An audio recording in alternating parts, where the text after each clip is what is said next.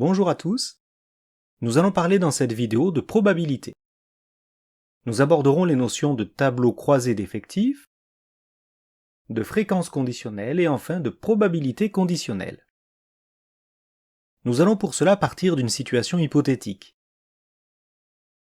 Un fermier possède 1000 poules. Pour les protéger d'un virus, il vaccine 95% de ses bêtes.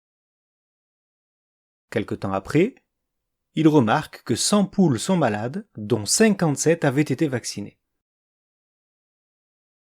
Sur cette base, un journal écrit que le vaccin est inutile, puisque le fermier déclare que plus de la moitié de ses poules malades étaient vaccinées. Alors, l'affirmation du fermier est-elle vraie? Et si oui, peut-on en conclure que le vaccin est inutile? Pour répondre à cette question, on va tout d'abord compléter un tableau croisé d'effectifs. Dans ce tableau, on notera V les poules vaccinées et M les poules malades.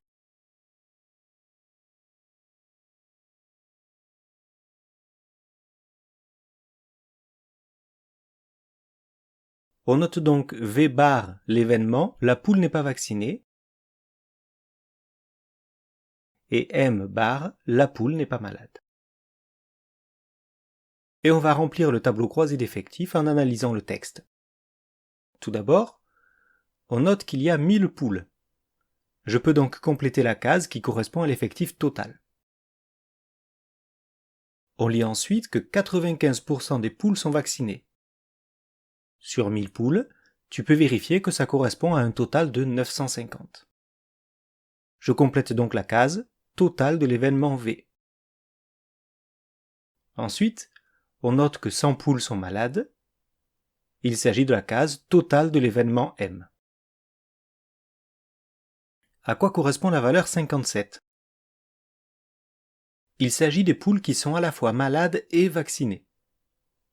On remplit donc cette case, et on parlera de l'intersection de ces deux événements. On le note V inter M. On peut ensuite compléter le tableau par de simples soustractions.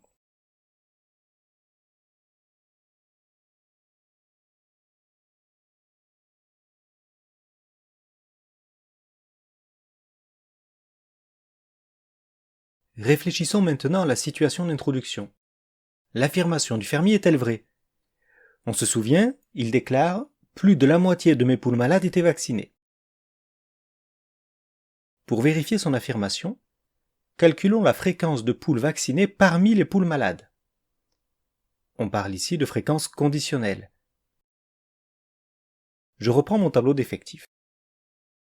On s'intéresse uniquement au groupe des poules malades, et dans ce groupe, on regarde celles qui sont vaccinées. Il y a 100 poules malades, et il y a 57 poules qui sont vaccinées et malades, soit une fréquence de 0,57 ou encore de 57%. L'affirmation du fermier, plus de la moitié des poules malades étaient vaccinées, est donc vraie. Mais est-ce que ça veut dire que le vaccin est inutile? Pour répondre à cette question, on imagine que dans le groupe des poules vaccinées, on en choisit une au hasard. Quelle est la probabilité qu'elle soit malade? On parlera ici de probabilité conditionnelle. On la notera P de M sachant V. Donc on s'intéresse uniquement au groupe des poules vaccinées, et dans ce groupe on regarde celles qui sont malades. La probabilité est donc de 57 sur 950.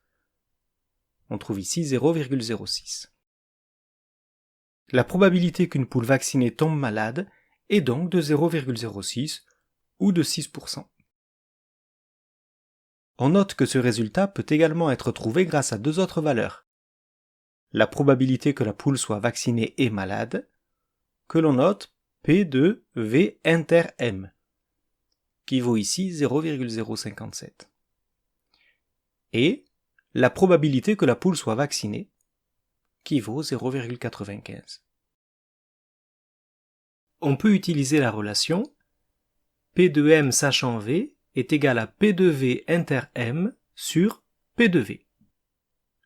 qui se traduit par la probabilité qu'une poule vaccinée soit malade se calcule en divisant la probabilité qu'une poule soit à la fois vaccinée et malade par la probabilité qu'une poule soit vaccinée. On retrouve bien sûr le résultat calculé précédemment. Calculons maintenant la probabilité qu'une poule non vaccinée soit malade. Alors, on regarde uniquement le groupe des poules non vaccinées, et dans ce groupe, on regarde celles qui sont malades. La probabilité est donc de 43 sur 50, donc 0,86. On peut dire que la probabilité qu'une poule non vaccinée tombe malade est de 0,86 ou encore de 86%. En analysant ces résultats, peut-on vraiment dire que le vaccin est inutile?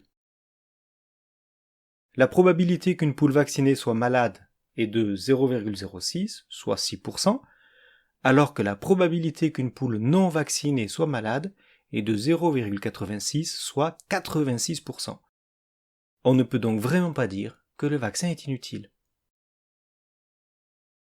Alors que pouvons-nous retenir? On pourra retenir que la probabilité de B sachant A peut se calculer par la relation la probabilité de B sachant A est égale à la probabilité de A inter B sur la probabilité de A. Il faut bien sûr que la probabilité de A soit différente de 0.